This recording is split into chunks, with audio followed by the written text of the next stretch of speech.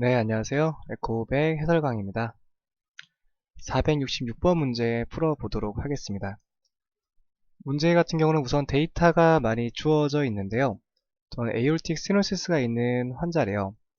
지금 이젝션 프랙션이 상당히 떨어져 있습니다. 30보다 더 낮은 값이기 때문에 일단 시스톨릭 펑션이 굉장히 떨어져 있는 상태로 예상을 해볼 수가 있겠고요. 그 다음에 도플러 벨로시티가 2.3 정도로 측정이 되었습니다.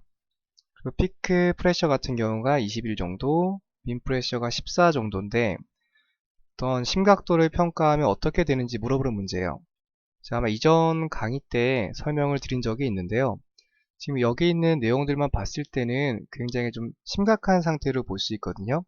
하지만 시스톨릭 펑션이 굉장히 떨어져 있기 때문에 좀 추가적인 내용들을 좀 더 파악할 필요가 있습니다. 단순한 수치만 가지고 평가할 것이 아니라 더 다른 추가적인 데이터가 조금 더 들어와서 종합적인 평가를 하는 것이 보다 더 중요한 그런 내용이라고 볼 수가 있겠습니다. 전에 설명드렸던 내용은 실제로 적용된 사례라고 볼 수가 있고요. 단순히 이런 내용들만 보고 파악을 한다면 시비한 상태를 선택할 수 있겠죠. 그래서 이제 항상 검사하실 때는 기본적인 심장의 상태를 먼저 보고 데이터는 추가적으로, 그래서 종합적인 결론 내릴 때는 다 종합적인 판단을 고려해서 제 상태를 평가하는 것이 중요하다. 그런 핵심적인 내용이라고 볼 수 있겠습니다. 다음은 467번 문제 보시겠습니다. 이 부분도 마찬가지인데요. 에올틱 밸브에 스테노시스가 있대요. 그리고 또한 또 도드라지는 에올틱 역류가 있을 때 스테노시스를 도플러로 평가하게 된다면 어떻게 될 것인지 물어보는 문제가 되겠습니다. 네, 정답은 원래 신호보다 조금 더 과도하게 측정이 될 수가 있는데요. 이유는 스테노시스와 AR도 같이 동반되어 있기 때문에 도플러 신호를 잡았을 때 원래 갖고 있는 것보다 더 혼합돼서 나타나는 경우가 되겠죠. 좀 더 과도하게 측정이 될 수 있는 그런 환경이 되겠습니다. 그렇기 때문에 지금도 마찬가지로 단독적으로 에올틱 협착이 있는 것이냐 아니면 AR이 동반되어 있냐에 따라서 우리가 측정하는 값 자체의 차이를 보일 수 있다. 그런 내용들이라고 볼 수가 있고요. 임상적으로 체크할 때도 단일 질병인지 복합적인 질병인지를 같이 평가해서 결론을 내는 것이 중요하다. 그런 내용으로 볼 수 있겠습니다. 네, 다음은 468번 문제 보도록 하겠습니다. 라이트 벤트리클의 시스톨릭 프레셔를 구하고 싶은데요. 어떤 컨디션에서 구할 수 있는지. 보통 압력에 대한 차이잖아요. 압력 차이. 라이트 벤트리클과 라이트 아트리움의 어떤 압력 차이를 통해서 한쪽의 값을 구할 수 있게 되는데요. 두 가지 압력 차이를 유추해 볼 수 있는 것은 이쪽에서 역류하는 트리커스피드의 속도를 측정하게 되면 TR 값의 벨로시티를 측정해서 우리가 알고 있는 4 곱하기 V 제곱이라는 공식을 넣게 되면 이쪽에 있는 라이트 벤트리클의 시스톨릭 프레셔를 유추할 수 있게 되겠습니다. 그래서 두 가지의 압력 차이를 유추할 수 있는 속도죠, 속도.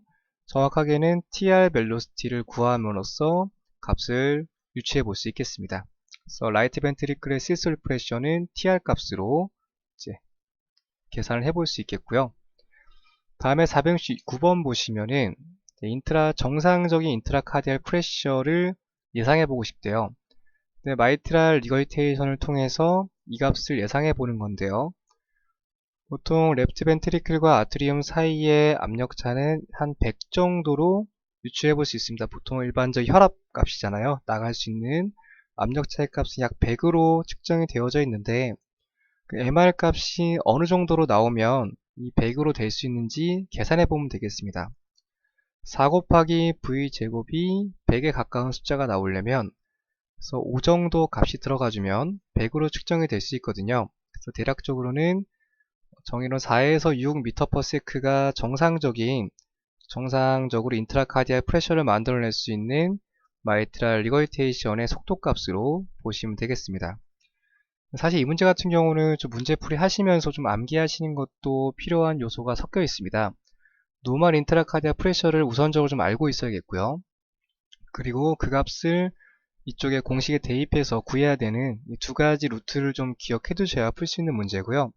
단순히 좀 문제만 접했을 때는 조금 헷갈릴 수 있는 요소를 많이 가지고 있는 문제라고 볼 수 있겠습니다.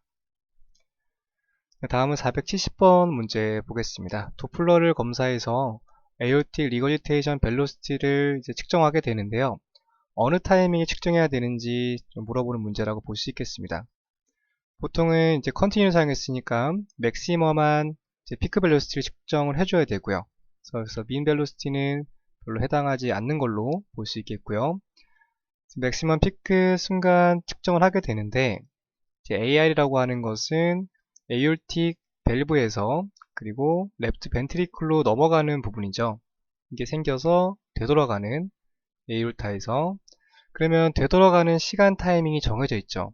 보통은 디아솔릭 때, 이완기 때 되돌아가는 특징을 가지고 있습니다. 그래서 디아솔릭 프레셔고요. between 에올타와 벤트리클 사이에서 측정되는 디아솔릭 프레셔의 피크 벨로시티를 측정하는 것이 가장 해당되는 보기라고 볼 수 있겠습니다. 좀 문장으로 좀 길게 써놔서 그런데 단순하게 AR을 측정하는 타이밍에 대해서 길게 문장으로 나열해놨다고 볼 수 있겠는데요. 좀 차분히 읽어보시면은 어렵지 않게 풀 수 있는 그런 유형의 문제라고 보시면 될 것 같습니다. 네, 마찬가지로 다음 강의 때 이어가겠습니다. 감사합니다.